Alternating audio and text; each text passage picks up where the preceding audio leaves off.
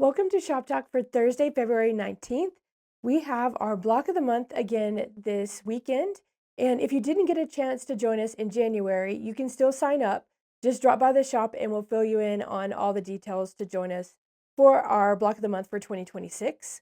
And then on Monday, the 23rd, we actually have our block of the month for our paper piecing. And this is the first star that I put together for that block of the month. We have a daytime class and an evening class, and both are completely full right now. But if you want to make your own paper piece stars, we do have more of the book that we're using, so you can drop by the shop and grab a copy for yourself.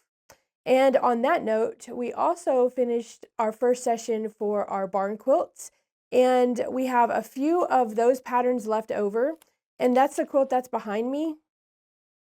I love the barn scenes for this and the color combinations of the reds and the greens. Such a really cute quilt.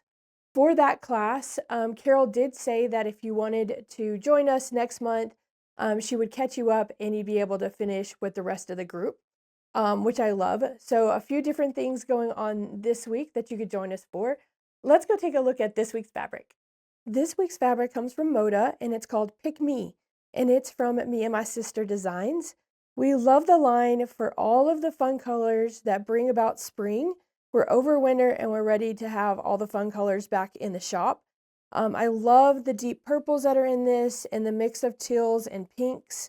They have some really cute little floral prints and some larger floral prints as well. We love how these all mix and match together. They're going to be so fun for spring and maybe even a little summer too. Great for a bag or some kind of smaller project. We actually put together a table runner for you, so let's take a look at that. Here we have this cute candy cane lane table runner from Cut Loose. It's really neat because it uses the Creative Grid 4-in-1 Hexie. This went together so fast.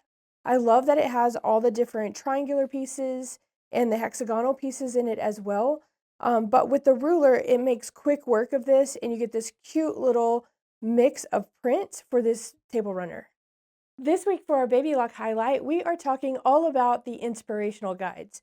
I don't know if everyone knows about the inspirational guides that come with a lot of the Baby Lock machines. These are additional reference guides that are different from the instructional manuals that come with the machines. What we like most about them is that it has a lot more in depth about the information that you need. For example, for the Meridian, it's going to walk you through IQ Designer. It has some additional information with the buttons that you use and different things that you might want to complete, certain tasks, and then it kind of walks you through those tasks. And then the ones for the sergers, I like them because it kind of shows you the different types of stitches you can get with your serger. A lot of times we think it's just that overlock stitch, but it shows you the settings. It shows you how to use the different feet that come with the sergers. Same thing on a lot of the sewing machines. It's going to walk you through exactly what you need to complete the task, including the feet you might need or any settings you need to change on your machine. So these are great references to have if you don't have one on your machine. If you'd like to learn more about the inspirational guides, just drop by the shop and we can let you know if your machine has an inspirational guide and how you can get your own copy. Thanks so much for joining us this week on Shop Talk.